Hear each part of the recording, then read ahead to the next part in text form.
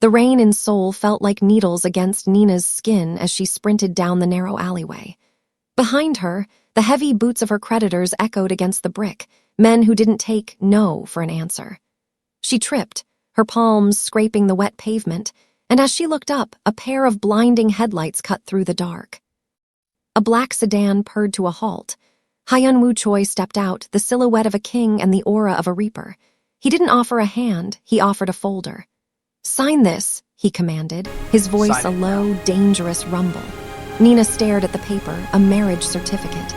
"I need a wife to dismantle the family that destroyed mine. You need a way to stay alive." It was Valentine's Day, but there were no flowers here, only a cold contract written in shadows. Nina looked into his obsidian eyes and realized that by signing, she wasn't just escaping her debt. She was marrying the most feared man in the city for the sake of a revenge she didn't yet understand.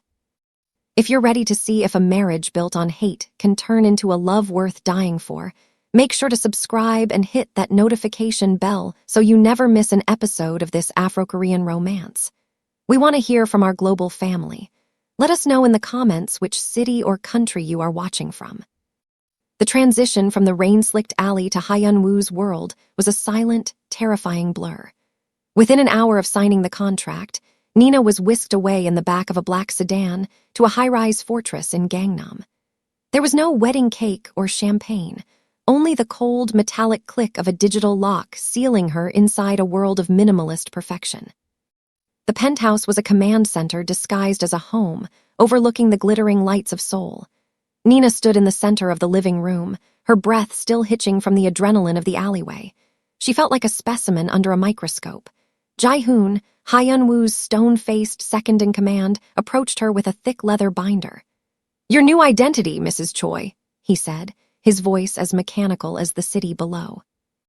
Inside were credit cards, a new passport, and a list of rules that felt more like a prison sentence than a marriage. When Hyun-Woo finally entered, the air in the room seemed to vanish. He was removing a blood-stained cufflink, his expression stone-cold as he tossed it onto a glass table. "Why me?" Nina demanded, her voice trembling but her gaze defiant.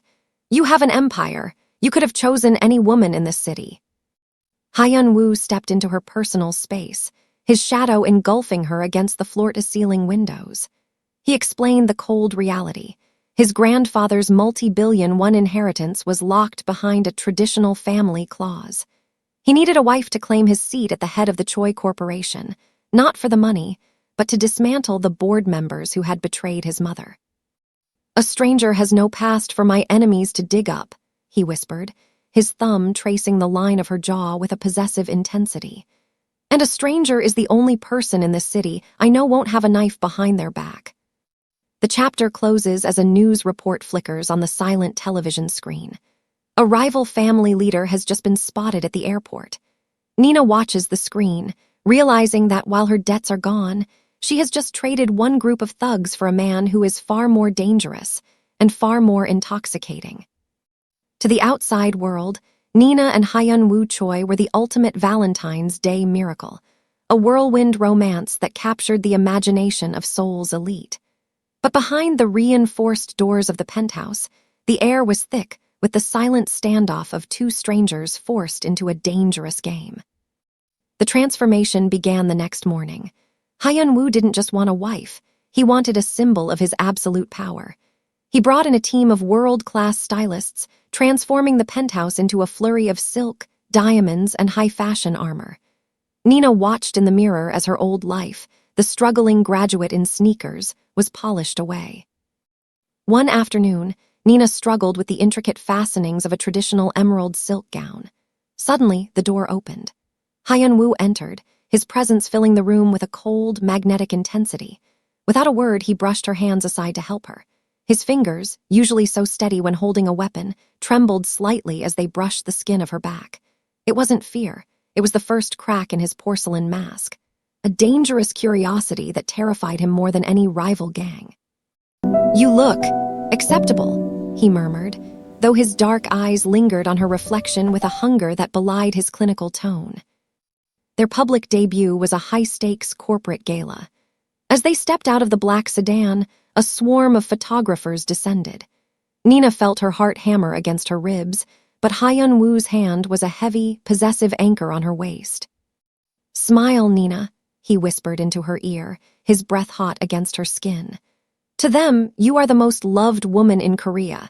To my enemies, you are the distraction that will cost them everything." Nina leaned into him, playing the part of the besotted bride, but as she scanned the room of smiling predators, she realized the truth. She wasn't just his wife, she was the bait in a trap that was finally starting to close. The illusion of safety in the penthouse was shattered precisely 3 days after the gala. The revenge plot Hyun-Woo had carefully orchestrated began to leak into their domestic life, proving that being Mrs. Choi made Nina a target for every bullet meant for her husband. The warning arrived in the morning, a delivery of dozens of white roses, just like the ones in the stories Nina had read. But as she reached to touch a petal, she recoiled. The blooms were saturated with thick, red ink that looked disturbingly like drying blood. A single card was tucked among the thorns. "A beautiful bride for a dying king." Fear began to claw at Nina's throat, but it was Hyun-Woo's reaction that terrified her more. His possessive fury was no longer a mask, it was a living thing. He restricted her movement entirely. When Nina tried to leave the penthouse to clear her head at a local market, she was intercepted by 4 armed men in black suits. "I don't want your protection," she hissed as Hyun-Woo stepped out of the shadows of the foyer. "You don't have a choice," he replied, his jaw tightening with lethal intent. "You became my responsibility the moment you signed that paper. If they take you, they take my leverage. I won't allow it." The tension snapped that evening. Despite the guards, a drive-by shooting targeted the floor-to-ceiling windows of a restaurant where Hyun-Woo had taken Nina to display their marriage to the public. As glass rained down like diamonds, Hyun-Woo didn't reach for his weapon first. He reached for Nina. He threw his body over hers, shielding her from the shards and the gunfire. In the deafening silence that followed the attack, Nina looked up into his eyes. They weren't cold anymore. They were burning with a desperate, protective rage. For the first time, she realized that she wasn't just a pawn in his game of revenge. To Hyun-Woo, she had become the only thing in his violent world worth saving. The adrenaline from the shooting had faded, leaving behind a heavy, suffocating silence in the penthouse. While Hyun-Woo was locked in his office, barking orders to find the shooters, Nina found herself wandering the long, cold corridors of her golden cage. She stopped before a heavy oak door at the end of the north wing, the only room she had been explicitly told never to enter. Driven by a dangerous curiosity and a need to understand the man who had just risked his life for hers, she pushed it open. The room was a jarring contrast to the rest of the minimalist penthouse. It was warm, filled with the scent of dried jasmine and old books. It was a shrine. On the central table sat a framed photograph of a woman with the same piercing, obsidian eyes as Hyun-Woo, but her smile was soft and radiant. "She was the only one who didn't see me as a weapon," a voice rasped from the doorway. Nina spun around to find Hyun-Woo leaning against the frame, his tie loosened and his eyes weary. He didn't yell, he looked defeated. He walked over and picked up a small, silver music box. "The rival family, the Kims, they didn't just want my father's company. They wanted to break him. They targeted her car on Valentine's Day 10 years ago. I watched the smoke rise from the hills while I waited for a dinner she never showed up for." The ghost of the past was no longer just a motive. It was a wound that had never healed. Nina realized then that Hyun-Woo's revenge wasn't about greed. It was about a boy who had never stopped waiting for his mother to come home. For the first time, Nina didn't see a mafia king. She saw a man drowning in grief. She reached out, her hand hesitant before resting on his arm. Instead of pulling away, Hyun-Woo leaned into her touch, his forehead resting against hers. "I built this empire to burn theirs to the ground," he whispered, his voice cracking. "But when I look at you, I forget why I wanted the fire." In the quiet of the memorial room, the contract felt like a distant memory. The stranger and the revenge king were gone, replaced by 2 souls finding a strange, dark sanctuary in each other. The air in the penthouse had shifted. It was no longer a prison or a command center. It had become a sanctuary where the echoes of the past met the uncertainty of the future. As February 14th came around again, exactly 1 year since the night Hyun-Woo's mother was taken, and the very night Nina had signed her life away, the weight of the date hung heavy between them. Hyun-Woo had spent the day in a state of controlled agitation. He had successfully cornered the Kim family's assets, preparing the final blow that would leave them destitute. But as the sun dipped below the Seoul skyline, painting the sky in bruises of purple and gold, he found himself standing in the living room, staring at the marriage contract he had forced Nina to sign. Nina entered, wearing a simple black silk slip dress. She didn't look like a pawn or a socialite. She looked like a woman who had seen the monster and chosen to stay. "The revenge is almost complete," Hyun-Woo said, his back to her. "Tomorrow the debts are cleared. You can take the money I promised and disappear. You'll be free of me." Nina walked to him, her footsteps silent on the plush rug. She turned him around, forcing him to look at her. "Is that what you want, Hyun-Woo? To be alone again in this glass tower?" "I am a man of blood," he rasped, his hand reaching out to graze her neck, his touch desperate. "You deserve a life that isn't lived in the shadows of my sins." "I choose the shadows," Nina whispered. She took the marriage contract from the table and with a slow, deliberate motion, tore it down the middle. "I'm not staying because of a paper, Hyun-Woo. I'm staying because of you." In the reference story's tradition of a symbolic gift, Nina led him toward the bedroom. This wasn't an obligation or a transaction. It was her surrendering her innocence to the man the world called a devil, proving that she trusted him with her soul. As the city lights glittered outside the floor-to-ceiling windows, the cold Mafia king finally broke. He held her with a reverence that bordered on worship, his hard edges softening against her warmth. That night, the revenge that had fueled him for a decade felt small and insignificant compared to the heartbeat of the woman in his arms. He wasn't just a boss anymore.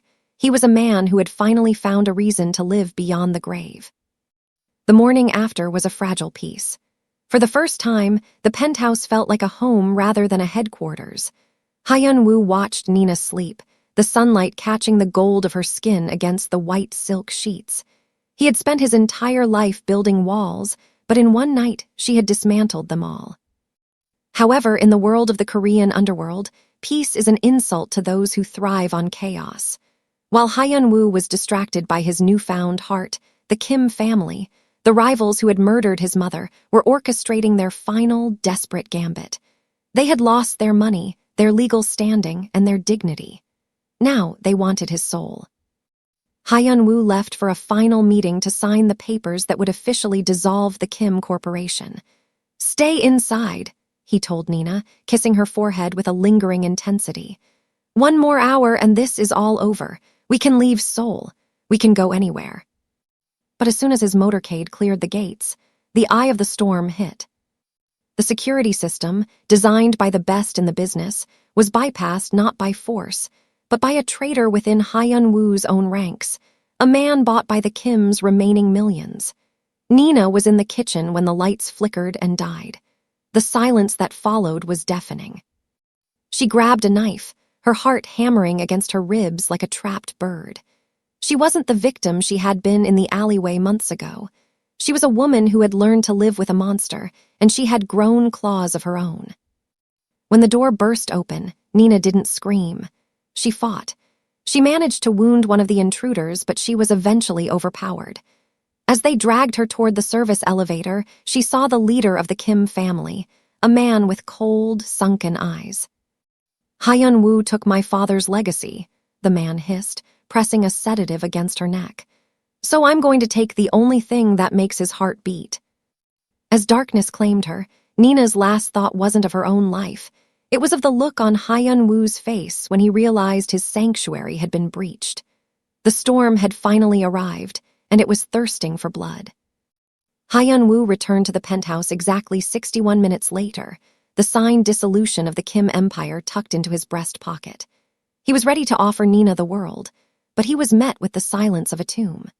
The sight of the overturned kitchen chair and the single drop of blood on the marble floor acted like a chemical trigger, melting away the man he had tried to become and reviving the monster he had worked so hard to bury. He didn't call the police. He called Jae-hoon.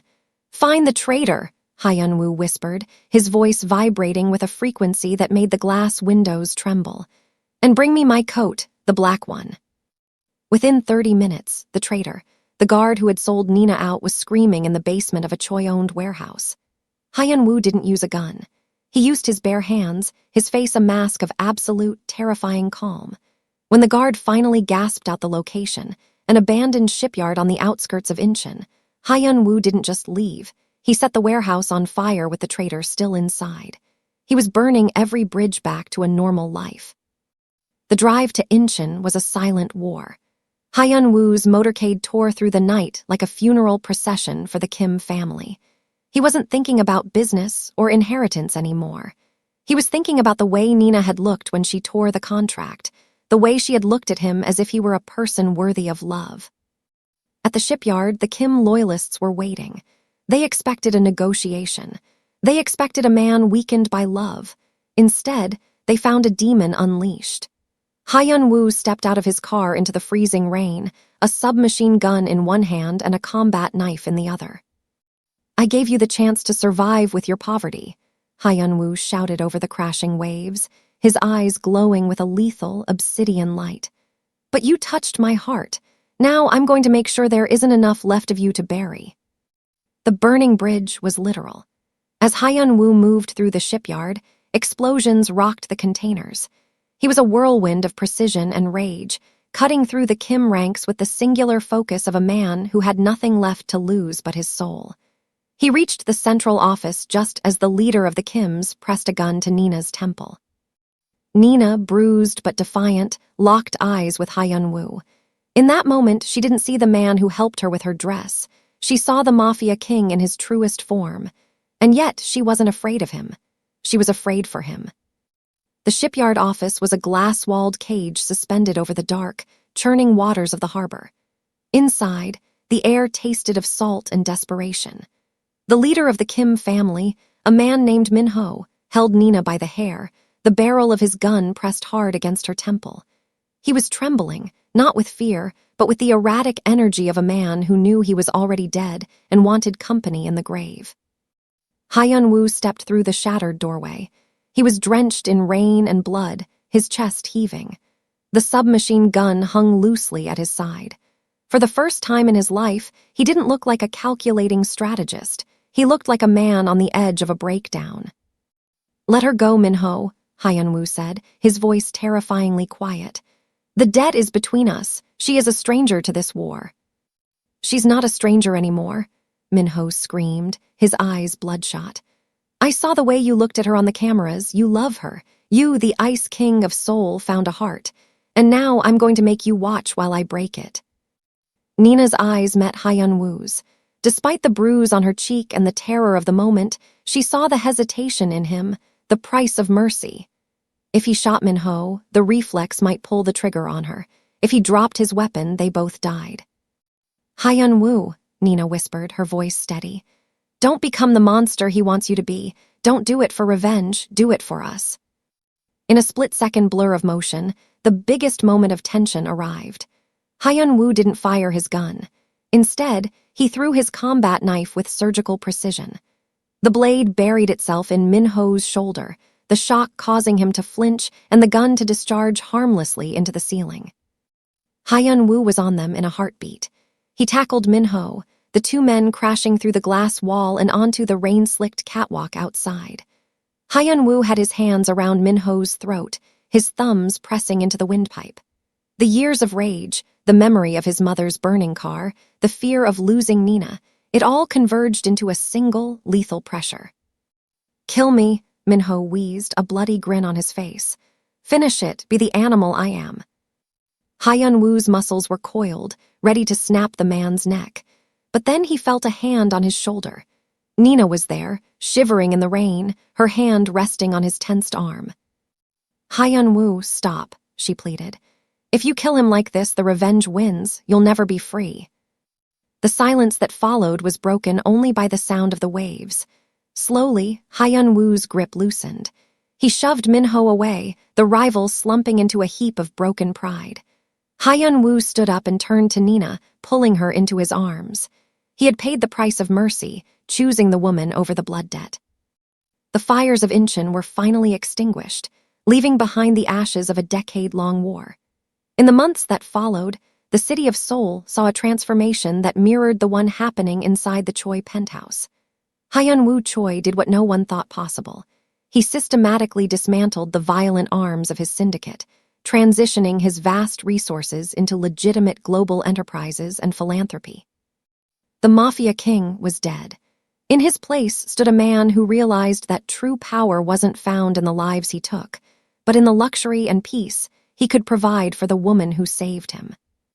To celebrate their new life, Hyun-Woo took Nina on a whirlwind journey across the globe. From the sun-drenched private islands of the Maldives to the snow-capped peaks of the Swiss Alps, he spared no expense. He showered her with gifts that were once only dreams, rare blue diamonds that matched the deep ocean, custom-made gowns from the ateliers of Paris, and a private vineyard in Tuscany named the Nina. But for Nina, the most expensive gift wasn't the jewelry. It was the way his eyes, once cold as winter, now melted every time they landed on her. The ultimate shift happened during a quiet sunset on the deck of their private yacht in the Mediterranean. Nina had been feeling a strange fatigue, a glowing warmth she couldn't explain. When she handed Hyun-Woo a small, velvet-lined box, he expected another piece of high-end watch craftsmanship. Instead, he found a positive pregnancy test resting on a bed of silk. The man who had faced armies without flinching suddenly felt his knees go weak. Tears, rare and precious, escaped his obsidian eyes. From that moment on, Hyun-Woo's obsession shifted into a new, tender gear. He treated Nina as if she were made of the finest, most fragile porcelain, pampering her like a precious egg. He hired the world's best chefs to satisfy her midnight cravings and personally massaged her feet every evening. He refused to let her walk across a room without his arm for support, his hand constantly resting protectively over her growing belly. The cold king had become a devoted servant to his queen and their unborn legacy. 6 months later, as they stood on the balcony of their penthouse, Hyun-Woo wrapped a cashmere shawl around her shoulders, pulling her back against his chest. "I used to think my life was defined by the blood I spilled," he whispered into her hair, his voice thick with devotion. "But now I know it's defined by the life we've created. You are my world, Nina, you and our little Grace." As the lights of Seoul glittered below, Nina leaned into his strength, feeling the kick of their daughter against her palm. The stranger had become his wife, and the monster had become a father. Their love hadn't just survived the storm, it had built a golden kingdom where only peace was allowed to reign. What began as a cold contract for revenge on a lonely Valentine's Day blossomed into a love of unimaginable luxury and devotion. Hyun-Woo and Nina's story reminds us that even the darkest hearts can be reformed when they find a love worth protecting. From a rain-slicked alley to a life of breathtaking grace, they proved that when a king finds his true queen, he will move heaven and earth to keep her safe. If you loved seeing Hyun-Woo transform from a ruthless boss to a doting father, make sure to subscribe and hit that notification bell for more epic Afro-Korean romance stories. We love seeing how far our stories travel. Drop a comment below and let us know. Which city or country are you watching from today? Thank you for being a part of our journey.